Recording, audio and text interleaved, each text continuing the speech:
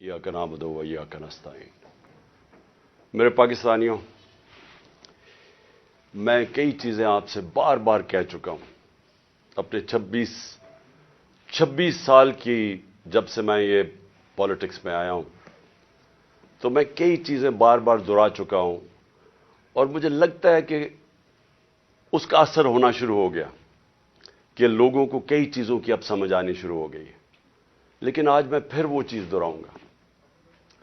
26 साल पहले मैंने अपनी पार्टी का नाम रखा था इंसाफ की तहरीक, जिसको अंग्रेजी में कहते हैं रूल ऑफ लॉ, जिसको आम आदमी समझता है इंसाफ, जिसका मतलब क्या होता है कि कमजोर और ताकतवर कानून के सामने एक बराबर, जिसका मतलब यह होता है कि जानवरों के माशरे में और इंसानों के माशरे में जो फर्क है कि जानवरों के माशरे में इंसाफ नहीं है, इंसानों के माशरे में वो इंसानी माशरा होता ही तब है जिधर इंसाफ होता है। जंगल का कानून उसको कहते हैं, उस माशरे को, और जिसको दूसरा नाम बनाना रिपब्लिक्स देते हैं, जिधर माइट इज राइट होती है, जिधर ताकतवर कानून से ऊपर होता है, जिधर कमजोर को ताकतवर से तहफ़्फ़ुज़ नहीं मिलता। और अगर आप दुनिया की तारीख पढ़ें तो आपको हर जगह नजर आएगा कि जिन ममालिक के अंदर कानून की बालादस्ती बेहतर थी वो खुशहाल थे। रोमन एम्पायर देख ले, उससे पहले ग्रीक सिविलाइजेशन था, जिनका तारीख जानती है। रोमन एम्पायर देख ले, रोमन लॉज थे, कानून थे। बाकियों को वो बारबेरियंस कहते थे क्योंकि वहां कानून नहीं थे, वहां इंसाफ नहीं था। और हम जो मुसलमानों की तारीख है, मैं क्यों बार बार जब से मैं प्राइम मिनिस्टर बना, मैं बार बार आपको मदीना की रियासत की बात करता रहा, क्योंकि मदीना की रियासत की बुनियाद रखी गई थी अदल और इंसाफ पे। जो मेरे नबी सल्लल्लाहु अलैहि वसल्लम ने उस कौम को उठाया था, दो सुपर पावर थी तब भी, दो बड़ी बड़ी ताकतें थी, आधी आधी दुनिया दोनों ताकतों की नीचे थी। उधर से उन लोगों की हैसियत ही नहीं थी, उनको मेरे नबी सल्लल्लाहु अलैहि वसल्लम ने दुनिया की इमामत करवाई, लेकिन बुनियाद रखी अदल और इंसाफ पे। कानून के सामने सब एक बराबर। फरमाया कि मेरी बेटी भी अगर जुर्म करेगी तो उसको सजा मिलेगी। और फिर जो आज पाकिस्तान के हालात हैं, उन्होंने आज से 1500 साल पहले तकरीबन कह दिया था कि वो कौमें जो ताकतवर के लिए एक कानून बनाती हैं और वो जुर्म करते हैं उनको नहीं पकड़ती और सिर्फ कमजोरों को जेलों में डालती हैं, वो तबाह हो जाती हैं। ये मेरे नबी ने 1500 साल पहले कह दिया था। और आज मैं ये जो आज मीडिया आपके सामने आया हूं, आपको ये बताने के लिए कि जिस तरह हम नमाज में कहते हैं ना कि अल्लाह उनके रास्ते पे लगा जिनको नेमतें बख्शी, उनको नहीं जो तबाही के रास्ते पे निकल गए। ये हम 5 वक्त की नमाज में मांगते हैं। आज हम उधर खड़े हैं। एक तरफ है अल्लाह की नेमतों का रास्ता, मुश्किल रास्ता है लेकिन इंसान की अजमत का रास्ता है। दूसरी तरफ तबाही का रास्ता है, जिस तरफ हम ये जो मौजूदा सेटअप है ये लेके जा रहा है। मेरे पाकिस्तानियों याद रखें, मैं वो खुशकिस्मत इंसान हूं, 70 साल जिसकी उम्र है, अल्लाह मुझे सब कुछ दे बैठा है। कोई इतना खुशकिस्मत नहीं, मैं उसका बार बार शुक्र अदा भी करूं तो वो काफी नहीं है। किसी इंसान को इस मुल्क में अल्लाह ने इस तरह की इज्जत नहीं दी। हुकूमत से इन्होंने साजिश के तहत मुझे बाहर निकाला तो आप लोगों ने लाखों की तादाद में सड़कों पर निकले। किस प्राइम मिनिस्टर को आज तक इस तरह की इज्जत मिली है? और हुकूमत के बाहर पब्लिक के अंदर मैं निकला तो जिस तरह की इज्जत आपने मुझे दी, किसको मिली आज तक? कौन से प्राइम मिनिस्टर को मिली? तो उसके लिए वजारत उज़्मा क्या चीज है? इससे बड़ी चीज क्या है कि कौम उसकी इज्जत करती है। तो میں آج آپ کے لیے یہ کہنا چاہتا ہوں کہ دیکھیں، یہ آپ ایک بڑے خطرناک موڑ پہ کھڑے ہیں۔ اگر میری قوم میری آواز آج سن کے آپ جو اللہ نے ہمارے اوپر حکم دیا ہوا ہے جہاد کا، جہاد ہے کیا؟ پہلے میں یہ بھی کلیئر کر دوں، ظلم کے سامنے اور ناانصافی کے سامنے کھڑا ہونا جہاد ہے۔ اللہ نے ہمارے پہ فرض کیا ہوا ہے۔ کیوں کیا ہوا ہے؟ ہماری بہتری کے لیے۔ جو قومیں رائے حق پہ کھڑی ہوتی ہیں اور انصاف کے لیے کھڑی ہوتی ہیں وہ آزاد ہو جاتی ہیں، اور انصاف کے بعد ہی خوشحالی آتی ہے۔ پہلے مدینہ کی ریاست میں عدل اور انصاف آیا، پھر خوشحالی آئی۔ نیلسن منڈیلا جو موجودہ بڑا ایک لیڈر میں مانتا ہوں، اس نے بڑی پتے کی بات کی۔ اس نے کہا اگر تم نے غربت کم کرنی ہے تو پہلے انصاف لے کے آؤ۔ چائنا نے دنیا کی تاریخ میں کبھی کسی قوم نے غربت کم نہیں کی جو چائنا نے کی ہے۔ 70 کروڑ لوگوں کو پچھلے 30-35 سال میں غربت سے نکال لیا انہوں نے، اور اسی قوم نے 450 وزیروں کو کرپشن کے اندر جیل میں ڈالا۔ یعنی طاقتور وزیروں کو انہوں نے قانون کے نیچے لے کے آئے۔ تو جو خوشحالی ہوتی ہے وہ انصاف کے ساتھ ہوتی ہے۔ حضرت علی کا قول ہے کہ کفر کا نظام چل جائے گا لیکن ظلم اور ناانصافی کا نظام نہیں چل سکتا۔ جدھر ہم جا رہے ہیں یہ نظام نہیں چل سکتا اور نہیں چل رہا۔ آج پوچھیں لوگوں کے حالات۔ آج کون سی قیامت آئی تھی کہ اپریل میں ہماری حکومت گئی ہے؟ 65 روپے کلو آٹا تھا، آج 135 روپے پہ پہنچ گیا یا اس سے بھی اوپر۔ کون سی قیامت آئی تھی کہ بجلی دگنی ہو گئی ہے؟ پٹرول ڈیزل دنیا عالمی مارکیٹ میں تو ان کی تیل کی قیمت کم ہے۔ کون سی قیامت آئی کہ یہ قیمتیں ان کی آج ادھر پہنچ گئی ہیں؟ کسانوں سے پوچھیں کون سی قیامت آئی ہے کہ یوریا دگنا ان کو دے رہا؟ 60 ارب روپیہ کسانوں نے صرف گندم کی فصل کے لیے یوریا پہ ایکسٹرا خرچ کیا ہے ہمارے دور سے۔ تو کیا ہوا پاکستان؟ یعنی ہماری حکومت جانے سے اب تک یہ کیا ہوا کہ بجلی آج دگنی ہو گئی ہے؟ بجلی کے بل لوگوں سے پوچھیں، آج عوام سے پوچھیں تو صحیح ان کے حالات کیا ہیں، اور ابھی مزید اور مہنگائی آنے والی ہے۔ لیکن جو اس ملک کے طاقتور ڈاکو تھے انہوں نے اربوں روپے کے اپنے کرپشن کے کیسز ختم کروا لیے۔ 1100 ارب روپے کے اپنے کرپشن کے کیسز ختم کروا دیے اور قوم کو انہوں نے بھیج دیا تباہی کی طرف۔ آج ہمارا ملک، کبھی بھی ہمارے معاشی حالات ایسے نہیں تھے جو آج ہے۔ تو یہ کیوں ہے؟ سوال پوچھیں نا اپنے آپ سے، کیوں ہے؟ ہم سب سے زیادہ، میں پاکستانی، میں آپ کو بتاؤں جب میں مکہ گیا ہوں، مدینہ گیا ہوں، سب سے زیادہ مسلمان پاکستانی مجھے ملے وہاں۔ ہم یہاں تبلیغی جماعت کا اجتماع ہوتا ہے، 20 لاکھ لوگ جمع ہو جاتے ہیں، کیونکہ سارے یا عاشق رسول ہیں، اپنے دین میں ماننے والے لوگ ہیں۔ لیکن کیا وجہ ہے کہ ہم تباہی کے راستے پہ کھڑے ہیں؟ کیوں نہیں اللہ ہماری دعائیں کیوں نہیں سن رہا؟ کیونکہ اللہ نے کئی قانون بنائے ہوئے ہیں۔ سارے جتنے اللہ کے پیغمبر دنیا میں آئے تھے، سب ان کی دو میسیجز ہی تھیں، صرف پیغام دو تھے: انصاف قائم کرو اور انسانیت، یعنی کمزور کی مدد کرو، جو کہ جانوروں کے قانون کے اندر کمزور کی سروائیول آف دا فٹسٹ ہے، کمزور مر جاتا ہے۔ انسانی معاشرے میں ہم اپنے کمزور طبقے کی مدد کرتے ہیں۔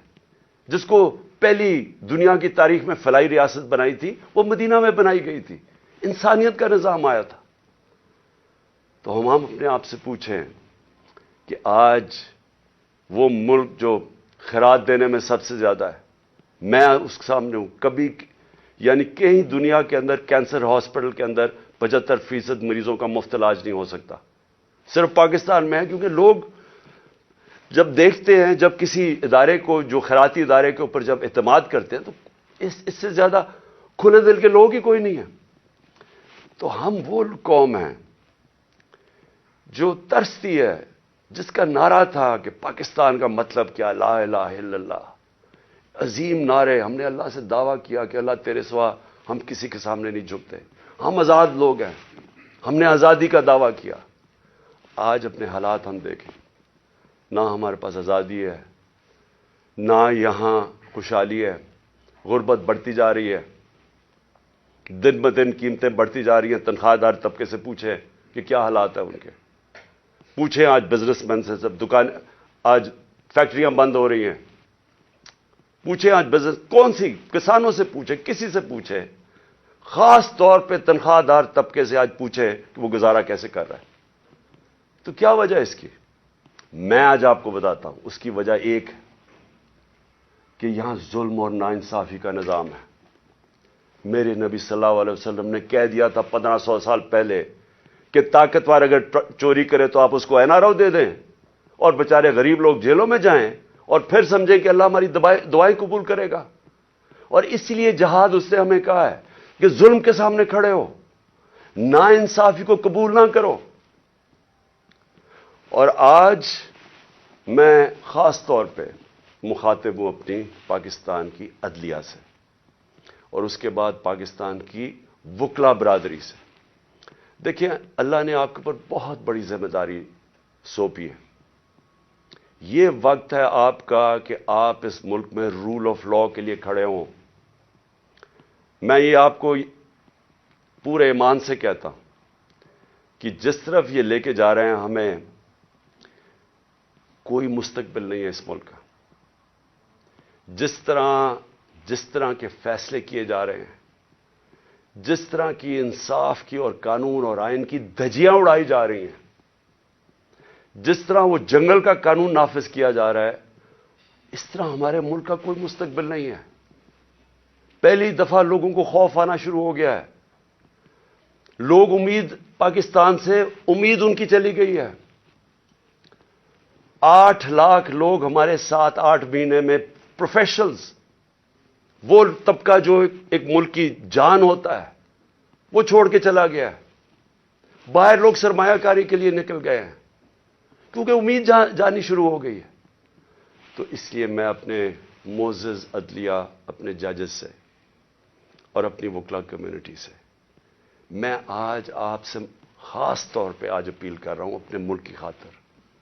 میں پھر سے ریپیٹ کرتا ہوں کہ اللہ نے عمران خان کو جو دے دیا ہے، میں اپنی خوابوں میں بھی نہیں سوچتا تھا کہ وہ مجھے اس طرح کی عزت دے گا. اور انسان کیا چاہتا ہے دنیا میں؟ عزت ہی چاہتا ہے. انسان کے تو پیسے بناتا ہے عزت کے لیے، پاور میں آتا ہے عزت کے لیے. تو جب اللہ نے اتنی عزت دے دی ہے تو مجھے اور کیا مل سکتا ہے؟ میں صرف اس وقت آپ سب کے لیے کھڑا ہوں. میری جو ساری جد و جہد ہے وہ آپ کے لیے، اور آپ کو اس کے لیے سب کو کھڑا ہونا پڑے گا. میں سارے پاکستانیوں کو کہہ رہا ہوں، آپ اگر آج نہ کھڑے ہوئے، میں آپ کو یقین دلاتا ہوں کہ آگے اندھیرا ہے. میری آواز کیوں بند کرنے کی کوشش کی جا رہی ہے؟ کیوں وہ پولیس یہ فواد چودھری کو کیوں پکڑا ہے؟ کون سا جرم کیا اس نے؟ کوئی مجھے جمہوریت میں بتائے کہ یہ جرم ہوتا ہے کہ جو اس نے اس کو منشی کہہ دیا، اس کو چیف الیکشن کمیشن. کبھی اس کے اوپر بھی کسی جمہوریت میں پکڑا جاتا ہے؟ اعظم سواتی کا کیا قصور تھا؟ کیا اس نے کہہ دیا کہ جناب ایکس آرمی چیف نے NRO 2 دے دیا؟ تو یہ سینیٹر ہے، اس کی رائے ہے. یہ باقی اس ملک کی اکثریت سمجھتے ہیں کہ یہ ٹھیک ہے. اس کو ننگا کر کے، تشدد کر کے، پھر وہ گندی ویڈیو، اور پھر اس کو پکڑ لیا، 30 FIR کاٹ دی. شہباز گل، ارشد شریف، جو ارشد شریف کی خبریں آتی ہیں کہ کس طرح اس سے کیا گیا. کیا بچہ جانتا ہے پاکستان میں کہ ارشد شریف جیسا خوددار، دیانتدار، کریڈیبل، ایک محب وطن شاید ہی کوئی صحافی آیا ہو، اس سے جو کیا ہے. اور یہ جو میرے اوپر قاتلانہ حملہ کس لیے کیا گیا؟ میں نے کون سا جرم کیا تھا؟ اور اس کے اوپر ابھی میں آتا ہوں جب میں باقی چیزیں بھی آپ کو سامنے رکھتا ہوں. لیکن میں آج اپنی قوم کو کہہ رہا ہوں کہ دیکھیں، آپ کا مستقبل آپ کے ہاتھ میں ہے. آپ ہیں اللہ کے بعد اس ملک کے وارث. آپ کو اپنی تقدیر اپنے ہاتھ میں لینی پڑے گی. یہ میرا وعدہ ہے کہ جب تک میں زندہ ہوں میں اس ملک کے لیے سٹرگل کروں گا. میں کیوں سٹرگل کروں گا؟ کیونکہ میں کبھی نہیں بھولتا کہ بچپن سے مجھے بتایا گیا ہمارے بڑوں نے کہ تم خوش قسمت ہو، تم آزاد ملک میں پیدا ہوئے ہو. وہ ہمارے بڑے سارے غلام ہندوستان میں پیدا ہوئے تھے. بچپن سے یہ ہمارے میں ڈالا گیا کہ یہ کتنا خوش قسمت سارے ہم ہیں، میری جنریشن، کہ ہم تو ایک آزاد ملک میں پیدا ہوئے. میں کبھی بھی جب دنیا میں باہر گیا، کرکٹ کھیلی، بڑا ٹائم گزارا ہے، پروفیشنل کرکٹ کھیلتا تھا، کبھی میرے ذہن میں یہ نہیں آیا کہ میں پاکستان کے علاوہ کسی اور ملک میں رہ سکتا ہوں. اور میں ابھی بھی جتنی میری باقی زندگی ہے اس ملک کے لیے، میں آپ کو یقین دلاتا ہوں کہ نہ مجھے کوئی جیل سے ڈر ہے. موت میں نے اپنے اتنے قریب سے دیکھی ہے کہ اتنے قریب سے دیکھی ہے. مجھے پورا اللہ پہ اعتماد ہے. میں لا الہ الا اللہ پہ ماننے والا انسان ہوں. جب اس کا فیصلہ ہوگا، قرآن شریف کے اندر آپ پڑھ لیں، آپ نہ آگے ہوتا ہے ٹائم نہ پیچھے ہوتا ہے. اس لیے مجھے کوئی فکر کسی کی نہیں ہے. اور مجھے کوئی یہ جو ہر وقت جیل لے کے جانے لگے ہیں، مجھے اس سے کوئی فکر نہیں ہے. اور نہ ہی میں آپ سب کو کہتا ہوں آپ کو یہ جیل سے ڈرنا نہیں چاہیے. جیل کا ڈراوے جی جیل میں ڈال دیں گے، ڈال دیں جیل میں، کتنوں کو ڈالیں گے. اس لیے میری قوم، آپ کو اگر اپنے آپ کو بچانا ہے، آپ کو اللہ کے حکم پہ چلنا پڑے گا، انصاف کے ساتھ کھڑا ہونا پڑے گا. اور میں اپنی عدلیہ سے پہلے آتا ہوں. سب سے پہلے الیکشن کمیشن نے محسن نقوی کو پنجاب کا چیف منسٹر بنایا. میں پہلے الیکشن کمیشن سے سوال پوچھتا ہوں کہ کیا آپ کو نہیں پتا کہ جو آئین کا آرٹیکل 218 اس کی شق 3، کیا آپ کو نہیں پتا کہ آپ کی سب سے بڑی ذمہ داری صاف اور شفاف الیکشن کروانا ہے؟ یہ آپ کی سب سے بڑی ذمہ داری ہے. تو مجھے میں سوال یہ پوچھتا ہوں کہ کس بیسس پہ آپ نے محسن نقوی کو چنا؟ باقی نام کس بیسس پہ آپ نے ریجیکٹ کیے؟ جبکہ ہم نے وہ نام چن کے دیے جو ہم سمجھتے تھے کہ نون لیگ ایکسپٹ کر جائے گی ان کو، کیونکہ سکھیرا صاحب اس وقت کیبنٹ سیکرٹری ہیں، شہباز شریف کے کیبنٹ سیکرٹری ہیں. اس سے بعد ناصر کھوسہ کا نام دیا جو ان کے پرنسپل سیکرٹری نواز شریف کے رہ چکے ہیں، شہباز شریف کے چیف سیکرٹری. یعنی وہ لوگ جو ان کو ایکسیپٹیبل ہے. ہم نے اپنی طرف سے نیوٹرل امپائر رکھنے کی کوشش کی. تو کس بیسس کے اوپر یہ محسن نقوی کو آپ لے کے آئے؟ کیا آپ اس کے بیک گراؤنڈ کا نہیں پتا تھا؟ یا شاید لگایا اس لیے تھا کیونکہ آپ کو پتا تھا یہ کون ہے؟ کیا یہ نہیں پتا کہ یہ آدمی رجیم چینج جو ہماری گورنمنٹ کرائی گئی ہے اس میں اس نے سب سے بڑا رول اس کا تھا. ایک تو اوپر کا رول تھا نا ایکس آرمی چیف کا، لیکن اس کا اس کے بعد یہ ان چند لوگوں میں سے تھا جو سب سے زیادہ یہ بھاگ دوڑ کی اس نے ہماری حکومت گرانے کے لیے. کیا یہ آصف زرداری کے ساتھ سندھ ہاؤس جدھر پیسے چلے تھے یہ وہاں نہیں تھا؟ کیا آصف زرداری اس کو اپنا بیٹا نہیں کہتا؟ کیا اس کا جو چینل ہے لوگوں کو نہیں پتا اس کی چینل کا کس کے بار بار جو پروپیگنڈا ہمارے اگینسٹ کب سے کر رہا ہے؟ اور پھر سب سے بڑی بات کہ جو آج نیب کے چیئرمین ہیں آفتاب سلطان، نیب کے چیئرمین آفتاب سلطان نے اسی محسن نقوی کے اوپر انویسٹیگیشن کی تھی. یہ انویسٹیگیٹنگ آفیسر تھے اور ان کی ریکمنڈیشن پہ انہوں نے 35 لاکھ روپیہ نیب کو واپس کیا تھا. تو میں الیکشن کمیشن سے پوچھنا چاہتا ہوں کہ کوئی اور آپ کو نہیں ملا کہ صرف چن کے آپ وہ آدمی لے کے آئے ہیں جو کہ ہمارا سب سے خلاف تھا؟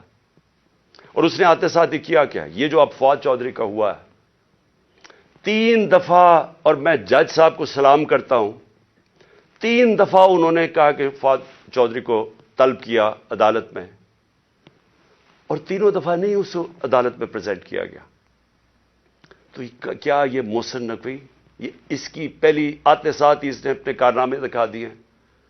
اس کے بعد اس نے جو اس نے اپوائنٹمنٹس کی ہیں, کیا یہ فری اینڈ فیئر الیکشن ہو رہا ہے کہ سارے وہ پولیس آفیسر جنہوں نے ہمارے اوپر تشدد کیا تھا 25 مئی کو, ان ساروں کو واپس لے آیا؟ ایڈوکیٹ جنرل آفس کے اندر وہ سارے لوگ جو کہ حمزہ شریف کے دوران تھے ان کو واپس لے آیا؟ کیا یہ صاف اور شفاف الیکشن کی تیاری ہو رہی ہے؟ کیا اس کو کہتے ہیں a neutral caretaker set up? Caretaker set up کا تو مطلب ہی یہ تھا کہ ایک نیوٹرل امپائر آئے گا. کیا یہ نیوٹرل امپائر ہے؟ اور ابھی سے ہی پولیس نے ہراساں شروع کر دیا ہے ہمارے ورکرز کے اوپر. 1-2 گرفتاریاں شروع ہوگی اور پلان بن گیا پکڑنے کا. اور یہ جو فواد چودھری کا ہوا ہے تو یہ ابھی سے ہی پورا پری پلان بنا ہوا ہے.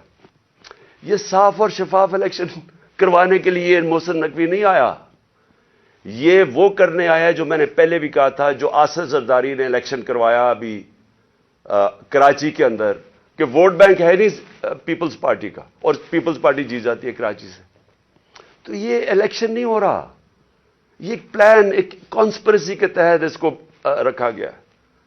تو میں اپنی عدلیہ اور ہم انشاءاللہ یہ کیس لے کے جا رہے ہیں اپنی عدلیہ کے پاس, تو میں اور پاکستانی آپ سے انصاف کی توقع رکھ رہے ہیں. ہم یہ بھی چاہتے ہیں کہ یہ جو اب فواد چودھری سے ہو رہا ہے اور یہ جو آگے ہونے جا رہا ہے, میں ابھی آپ کو پیشن گوئی کرتا ہوں کیونکہ ان کو سب سے بڑا جس آواز بند کرنی ہے وہ عمران خان کی ہے, تو وہ پورا پلان بنا ہوا ہے ان کا. میں ابھی پیشن گوئی کر رہا ہوں. ہم اپنی عدلیہ سے ایکسپیکٹ کرتے ہیں کہ ہمارے فنڈامنٹل رائٹس کو پروٹیکٹ کریں. یہ تاریخ وہ ہونے لگی ہے اگر ہماری عدلیہ نہ کھڑی ہوئی تو یاد رکھیں آج تک جسٹس منیر کو کسی تاریخ نہیں بھول سکی. وہ بڑے قابل آدمی تھے, لیکن ایک جگہ جدھر انہوں نے آئین اور قانون کے ساتھ کھڑا ہونا تھا وہ طاقتور کے ساتھ کھڑے ہو گئے. اس ملک نے بھاری قیمت ادا کی ہے اس کی, اور اس کے بعد قیمت ادا کرتے گئے. اس وقت قوم آپ سے ایکسپیکٹ کر رہی ہے, موزز ججز, قوم آپ سے ایکسپیکٹ کر رہی ہے کہ ہمارے حقوق کی حفاظت کریں, ہماری جمہوریت کو بچائیں. یہ جو اب تباہی مچنے لگی ہے ہماری جمہوریت کے اوپر اور جو ہو رہا ہے اور جو رجیم چینج کے بعد ہوا ہے, میں آپ کو یقین دلاتا ہوں کہ میں مشرف کے مارشل لاء میں اپوزیشن میں تھا. 8 دن مجھے جیل میں ڈالا, تب بھی میں نے کبھی اس طرح کا ظلم, فیشزم, اس طرح کی میں نے کبھی ایک سٹیٹ کو اپریس کرتے ہوئے میڈیا کے لوگوں کو, ہمارے ورکرز کو میں نے کبھی ایسے نہیں دیکھا جو آج میں دیکھ رہا ہوں پاکستان کے اندر. تو اور مجھے افسوس سے کہنا پڑتا ہے کہ ہماری عدلیہ نے ہمارے فنڈامنٹل رائٹس کی حفاظت نہیں کی. اگر کی ہوتی تو آج یہی وہی جو 25 مئی والے وہ آفیسرز جنہوں نے تشدد کیا تھا, 3 بجے رات کے لوگوں کے گھروں میں گھس کے انہوں نے لوگوں کو پکڑ کے جیلوں میں لے کے گئے تھے, ظلم کیا تھا, لوگوں کو امبیرس کیا تھا. آرٹیکل 14 کانسٹیٹیوشن کا ہماری ڈگنیٹی, ہماری عزت پروٹیکٹ کرتا ہے. انہوں نے سارے لوگوں کو نہ چادر اور چار دیواری کا سوچا, نہ قانون کا سوچا, ظلم کیا. وہ آج آفیسر پھر واپس آ گئے. ہمارے پاس سوائے عدلیہ کے جانے کا کون سا راستہ ہے؟ دوسرا راستہ ہے سڑکوں پہ آ جائیں, دوسرا راستہ ہے ملک کو اور نقصان پہنچائیں جو یہ آگے پہنچا سکے ہیں. اس لیے میں اپنی عدلیہ سے ریکویسٹ کرتا ہوں. اور پھر میں ذرا 2-3 اور چیزیں بتا دوں. جے آئی ٹی, اب جے آئی ٹی بنی تھی, میرے اوپر قاتلانہ حملہ ہوتا ہے. پہلے تو 16 دن کچھ ہوتا ہی نہیں ہے, نہ کوئی investigation. Police F I R کاٹ کے دیکھ دیتی کہ صرف ایک شوٹر تھا اور دینی انتہا پسند نے اٹیک کیا تھا, جو میں پہلے سے ہی سپٹمبر اور اکتوبر میں نے کہہ دیا تھا کہ میرے اوپر واردات ہونے والی ہے اور نام لیں گے دینی انتہا پسند کا. پوری کانسپریسی بنی ہوئی مجھے قتل کرنے کی. میں پہلے کہہ بیٹھا تھا, مجھے پتا بھی تھا اس کے پیچھے کون ہے, اور میں نے ان کے جیسے ہی ہوا میں نے ان کے نام لیے. اپنی حکومت ہوتے ہوئے, پنجاب پولیس ہمارے نیچے ہوتے ہوئے میں اپنی ایف آئی آر نہیں کٹوا سکا. اور مجھے پتا ہے میں کیوں نہیں کٹوا سکا, کیونکہ دوسری طرف طاقتور لوگ تھے. اور ہماری ملک کی تاریخ ہے کہ جب طاقتور کا کمزور سے مقابلہ ہوتا ہے تو انصاف نہیں ہوتا. تو لیکن جو جے آئی ٹی کی رپورٹ ہے یہ ذرا سننے والی چیزیں ہیں. اور پھر کیسے اس جے آئی ٹی کو آپ آتے ساتھ ہی حکومت نے پہلی چیز کی ہے جے آئی ٹی بند کی ہے. یہ کس قانون کے تحت کی ہے؟ جے آئی ٹی تو پنجاب کی جے آئی ٹی تھی. فیڈرل گورنمنٹ تو جے آئی ٹی نہیں بنا سکتی. اور جے آئی ٹی کی فائنڈنگز جو فائنڈنگز سامنے آئی ہیں ذرا یہ سن لیں, اس کی وجہ سے یہ بند کی گئی ہے. میں ذرا آپ کو بتانا چاہتا ہوں ساری قوم کو کہ میرے اوپر جو حملہ ہوا تھا جب انہوں نے ایف آئی آر کٹائی پولیس نے, میری نہیں کاٹی, انہوں نے کہا تھا ایک شوٹر ہے. ذرا آپ یہ سنیں, اب تک جے آئی ٹی نے جو عدالت میں جو رکھ چکی ہے, جو عدالت میں چیزیں رکھ چکی ہیں وہ ذرا سنیں. سب سے پہلے انہوں نے یہ کہا جو کہ ڈی پی او گجرات تھا غضنفر حسین اور ایس ایس پی ندیم حسین جو سی ٹی ڈی لاہور تھا, دونوں پنجاب گورنمنٹ کے نیچے تھے. ان دونوں نے آڈیو یعنی ٹیپس کی, اس کی وہ جو شوٹر تھا اس لڑکے کی انہوں نے ٹیپس بنائی. اور جب اس کی ٹیپس بنائی تو جب جے آئی ٹی نے مانگا ان سے ان کا موبائل فون, اور جب جے آئی ٹی نے ان کو بلایا ان دونوں کو, انہوں نے صاف انکار کر دیا کہ ہم جے آئی ٹی میں نہیں آتے. کون تھا ان کے پیچھے جو اتنا طاقتور تھا اور جس کو خوف تھا کہ کہیں جے آئی ٹی میں سچ نہ نکلا ہے؟ ان کو روک دیا. پھر ذرا آگے چلیں. اس کے بعد جب جو سیکنڈ جو دوسری ویڈیو بن رہی تھی, وہ نوید جو شوٹر تھا اس کی سی ٹی ڈی میں جب اس کی جو ویڈیو بن رہی تھی, اب ذرا یہ سنیں. رپورٹ لکھتی ہے جے آئی ٹی کے 4 سے 5 جو نامعلوم لوگ وہاں موجود تھے. وہ کون تھے؟ پولیس سی ٹی ڈی کے اندر اس کی بنایا جا رہا ہے اس کا سیکنڈ ویڈیو, اور وہ بھی اس کی کون سا قانون اجازت دیتا ہے کہ پولیس ویڈیوز بنا کے ریلیز کرتی رہے میڈیا کو؟ لیکن وہاں جو سب سے زیادہ چیز ہے 4 اور 5 وہ جے آئی ٹی کہتی ہے نامعلوم لوگ وہاں بیٹھے ہوئے تھے. یہ کون تھے؟ پھر اسٹیبلش ہو جاتا ہے 3 طریقوں سے. آئی وٹنسز جو گواہ دیکھتے ہیں وہ شوٹر کو 3, ایک فورینزک کے ذریعے, اور ایک پھر فورینزک کے ذریعے یعنی کہ جو خول ملے تھے ان کی گولیوں کے, وہ 3 جگہ سے ملے. اور کرائم سین رپورٹ جو تھی ان سب نے ثابت کیا کہ 3 شوٹر تھے. یعنی جو انہوں نے رپورٹ بنائی تھی کہ صرف ایک دینی انتہا پسند نے قتل کرنے کی کوشش کی, اس کو سب کو رد کر دیا. اس لیے یہ آتے ساتھ ہی انہوں نے جے آئی ٹی بند کی, کیونکہ میں نے نام تو ایک شہباز شریف کو رانا ثناء اللہ کا لیا ہوا ہے, اور وہی بیٹھے ہوئے ہیں فیڈرل گورنمنٹ میں, اور انہوں نے آ کے انہی کے نیچے اب جے آئی ٹی بنے گی. اس لیے میں نے پہلے دن کہا تھا کہ چیف جسٹس صاحب آپ کے نیچے اگر انکوائری ہوگی تو شاید انصاف ملے. ان کے ہوتے ہوئے, اور وہ جو ایجنسی کا آفیسر ہے ڈرٹی ہیری, مجھے کوئی امید انصاف کی نہیں تھی. اور وہ آپ ذرا دیکھیں کہ جو اس جے آئی ٹی نے جو چیزیں بھی نکالی اس کے اوپر بھی ذرا دیکھیں کہ انہوں نے کس طرح اس کو بند کرنے کی کوشش کی. پھر یہ ثابت ہو گیا کہ جو لڑکا نوید تھا وہ کوئی دینی انتہا پسند نہیں تھا, اور اس کو ٹریننگ دی گئی تھی پسٹل شوٹنگ کے اندر. کوئی پسٹل شوٹنگ ایسے نہیں کرتا کہ سیدھی ایسے ریپڈ فائر کرے, وہ ٹرینڈ تھا. اور جو 5ویں چیز سامنے آئی, 4 جے آئی ٹی ممبرز کے اوپر پریشر ڈالا گیا. کس نے ڈالا؟ اور انہوں نے اپنی چینج کی رپورٹ, جو عدالت میں جو تھی رپورٹ اس کی فائنڈنگ چینج کر دی. اور پھر کیا ہوتا ہے, جو پروسیکیوٹر جنرل ہے,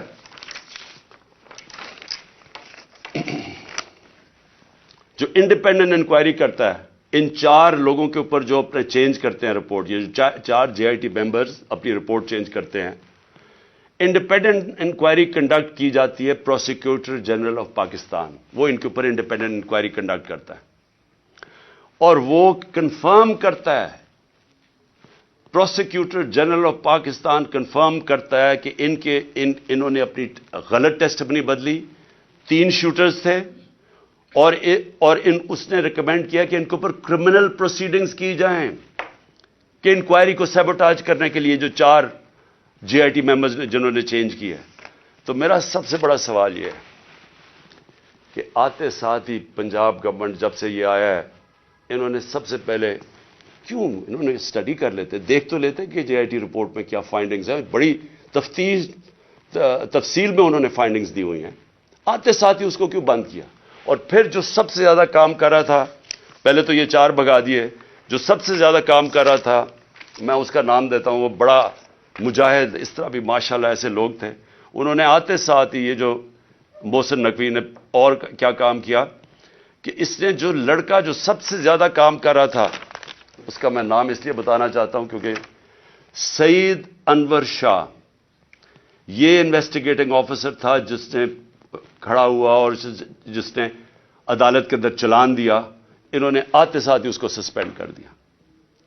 تو میں اس سے کیا مجھے نظر آتا ہے, اس سے مجھے نظر آتا ہے کہ اگر کسی کو بھی شک بھی تھا کہ اس کے پیچھے طاقتور لوگ تھے جنہوں نے یہ سارا پلان کیا ہے, وہ شک ساروں کے دور ہو جانے چاہیے.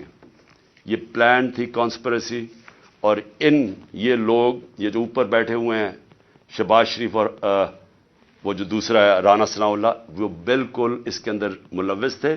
کیونکہ اگر وہ ملوث نہیں تھے, ان کو کس چیز کا ڈر تھا؟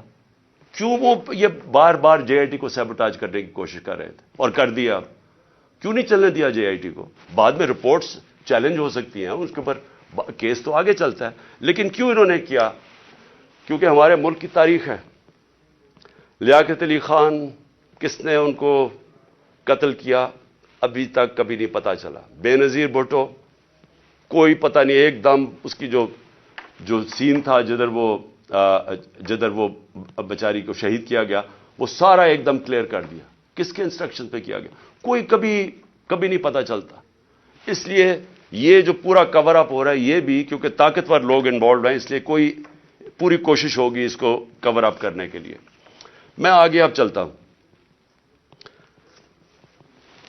جب جو آئین ہے ہمارا, اور آئین بڑا کلیئر ہے, آئین کا آرٹیکل 105 یہ کہتا ہے کہ جیسے ہی ایک اسمبلی ڈیزالو ہوتی ہے, جیسی اسمبلی ڈیزالو ہوتی ہے تو گورنر 48 گھنٹے کے اندر وہ ایک ڈیٹ دیتا ہے الیکشن کی. یہ آئین کے اندر لکھا ہوا ہے, 105 آرٹیکل 105 میں لکھا ہوا ہے. نہ کے پی کے گورنر نے ابھی تک ڈیٹ دی ہے, نہ پنجاب کے گورنر نے ڈیٹ دی ہے. سوال یہ کیوں نہیں دی؟ ہم نے اپنی گورنمنٹ کیوں گرائی؟ کبھی سوچا کہ کوئی اپنی گورنمنٹ خود چھوڑ دیتا ہے, ڈیزالو کر دیتا ہے؟ کبھی اس ملک کی تاریخ میں ہوا ہے؟ 60% پاکستان جس کے اوپر ہماری گورنمنٹ ہو, ہم خود ہی کہیں کہ جی ٹھیک ہے یہاں ہم اسمبلیز ڈیزالو کرتے ہیں. میں نے نیشنل اسمبلی بھی اپریل کے اندر ووٹ آف نو کانفیڈنس سے پہلے میں نے وہ بھی کہا تھا کہ میں ڈیزالو کرتا ہوں, الیکشن کروا دیں. تو یہ اس لیے کرتے ہیں, ہم نے اس لیے فیصلہ کیا کہ جب ایک ملک کے اندر سیاسی طور پہ استحکام نہیں ہوتا تو معیشت کے اوپر ڈائریکٹ اس کا امپیکٹ جاتا ہے. ہم نے یہ اس لیے اپنی اسمبلیاں ڈیزالو کی کیونکہ ہمیں نظر آ رہا ہے کہ ملک تباہی کی طرف جا رہا ہے, ڈیفالٹ کی طرف جا رہا ہے. جس طرح میں پہلے کہہ بیٹھا ہوں کہ کسی طبقے سے پوچھ لیں آج پاکستان میں کہ معیشت کا کیا حال ہے, وہ سارے آپ کو یہ کہ جواب دیں گے برے حالات ہیں, گر رہے نیچے. تو ہم نے اس کو اس لیے اپنی گورنمنٹس کی قربانی دی کہ ہم یہ سمجھتے ہیں کہ اگر ہم نے اس ملک کو اٹھانا ہے واپس تو سب سے پہلے صاف اور شفاف الیکشنز کی ضرورت ہے. صاف اور شفاف الیکشنز کا مطلب پولیٹیکل سٹیبلٹی. جب لوگوں کو ایک اعتماد ہوگا, بزنس کمیونٹی کو جو باہر بیٹھی ہے جو اندر بیٹھی ہے کہ اب 5 سال کے لیے حکومت آ گئی اور پبلک مینڈیٹ کے ساتھ جو بڑے فیصلے کر سکتی ہے, جو ضرورت ہے آج پاکستان کو نکالنے کی اس دلدل میں سے, تو تب ہی ملک اٹھ سکتا ہے. ان کے اوپر تو نہ باہر نہ کسی کو اندر اعتماد رہ گیا ہے. تو یہ تو جتنی دیر چلتی رہے گی لوگوں کی تو تباہی ہے اس کے اندر.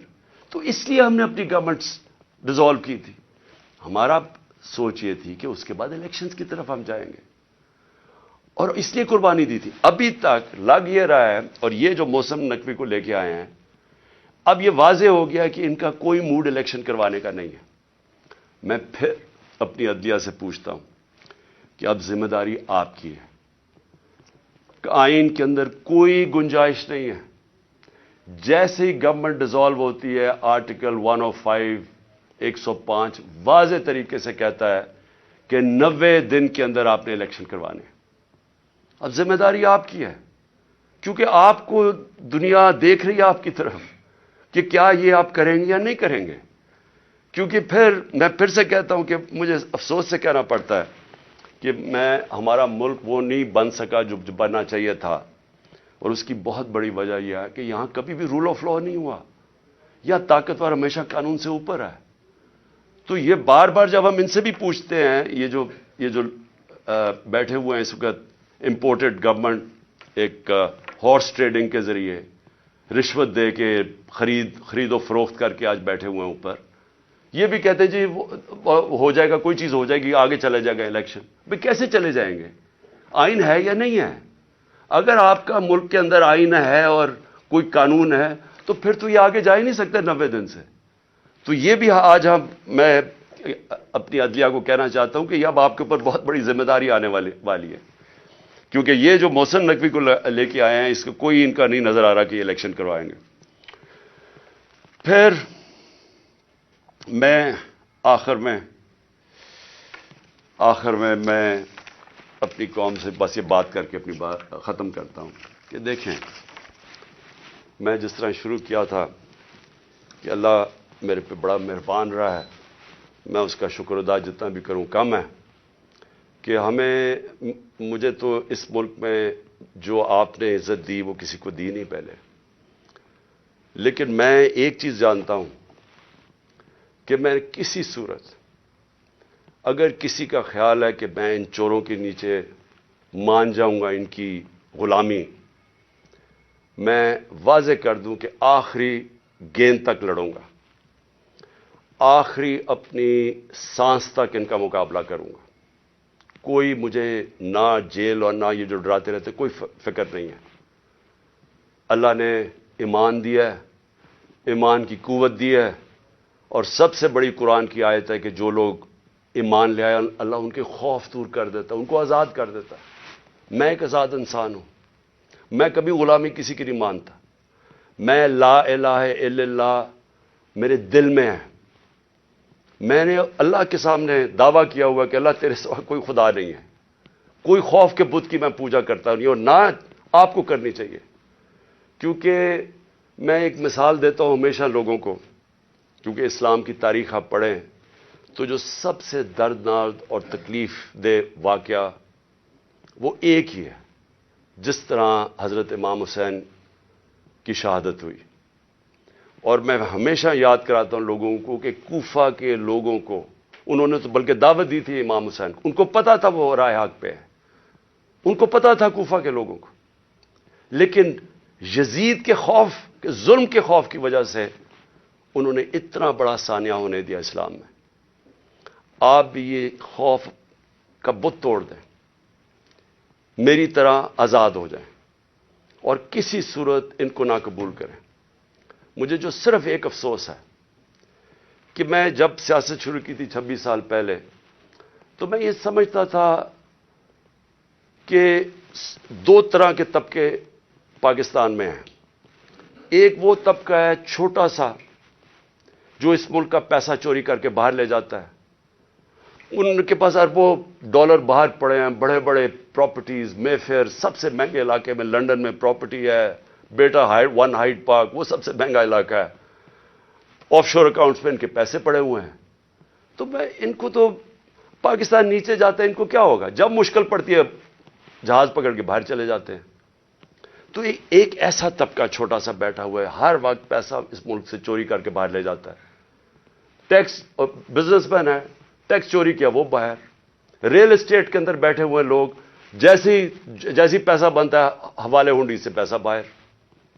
تو ان کو کوئی تکلیف نہیں ہے کہ پاکستان نیچے جاتا یا نہیں، ان کو تکلیف نہیں ہے کہ ہم غلامی کریں، کبھی کسی کی غلامی جو آج تک کرتے آئے ہیں ان کو فکر نہیں ہے، کیونکہ ان کا سٹیک پاکستان میں نہیں ہے. اور اس لیے میں ان کے خلاف نکلا تھا آج سے 26 سال پہلے، اور اس لیے جب تک میرے میں سانس ہے میں ان کا مقابلہ کروں گا. لیکن ایک دوسرا طبقہ جن کا جینا مرنا پاکستان میں، وہ اکثریت اس ملک کی عوام ہے، اور اس ملک کے وہ ادارے ہیں، وہ ادارہ جس کو پتا ہے کہ اگر یہ ملک کی معیشت نیچے جاتی ہے تو سب سے پہلے نقصان اس ادارے کا ہے۔ آج سری لنکا کے اندر IMF نے حکم دیا سری لنکا کو کہ اپنی جو سری لنکا کی فوج ہے اس کا آدھا کرو۔ مصر کے اندر IMF نے حکم دیا ہے کہ اپنے فوج کی فضول خرچیاں کم کرو۔ تو کیا وہ جب ہم جو یہ امپورٹڈ حکومت ہمیں اپنے گھٹنوں پہ لے آئی ہے، اپریل میں پاکستان کدھر کھڑا تھا، صرف اکنامک سروے آف پاکستان آپ دیکھ لیں، اور آج کدھر ہے؟ تو کیا وہ جو اب ہمارے سے قیمت ادا کریں گے، کیا ہماری طرح کے جو سمجھتے ہیں کہ ہم ایک آزاد ملک میں رہنا چاہتے ہیں، کیا ہماری آزادی خطرے میں ہوگی یا نہیں؟ تو میں یہ ہمیشہ سمجھتا تھا کہ یہ ادارے کبھی بھی ان لوگوں کے ساتھ نہیں ہوں گے جو یہ ملک کا پیسہ چوری کر کے باہر لے کے جاتے ہیں۔ اور مجھے بڑا افسوس سے کہنا پڑتا ہے کہ ہماری حکومت ہٹا کے ان لوگوں کو بیک کیا گیا جو اس ملک کو 30 سال سے لوٹ رہے تھے۔ چھوڑیں کہ میں کیا کہتا ہوں، صرف انٹرنیشنل میڈیا ان کے متعلق کیا کہتا ہے۔ آج تو ٹیلی فون ہے، اپنا گوگل کر لیں کہ ان دونوں بڑے خاندانوں کے اوپر انٹرنیشنل میڈیا کیا کہتا ہے۔ ان کے خلاف ہماری اسٹیبلشمنٹ نے، ہماری ایجنسیز نے کیا کیا چیزیں نکالی ہوئی ہیں ان کی چوری کے اوپر۔ تو مجھے حیرت یہ ہوئی کہ رجیم چینج کے بعد ان کے ساتھ کیسے کھڑے ہو گئے، وہ ادارہ جس کا سب سے زیادہ سٹیک ہے کہ پاکستان ایک طاقتور ملک بنے، کہ اگر ایک ملک کی معیشت نیچے جاتی ہے تو ہمیں سوویت یونین کی مثال ہے کہ وہ ملک ٹوٹ گیا، تکڑی ترین فوج تھی لیکن ملک ٹوٹ گیا کیونکہ معیشت نیچے چلی گئی۔ تو ان کے نیچے جو انہوں نے 30 سال سے یہ ملک سے کر رہے ہیں، مجھے ابھی تک نہیں سمجھ آ رہی کہ کیسے وہ ادارے ان کے ساتھ کھڑے ہو گئے۔ میں آخر میں اپنی ساری قوم کو کہنا چاہتا ہوں کہ اپنی تقدیر اپنے ہاتھ میں لیں۔ آپ کا مستقبل، آپ کے بچوں کا مستقبل آپ کے ہاتھ میں ہے۔ آپ یہ اگر ظلم نہ، آپ کے پاس اب 2 راستے آ گئے ہیں، ایک تباہی کا راستہ ہے، ایک مشکل راستہ ہے، جدوجہد کا راستہ ہے، لیکن پاکستان کی عظمت کا راستہ ہے، اور مجھے امید ہے کہ آپ سب صحیح فیصلہ کریں گے۔ پاکستان زندہ باد۔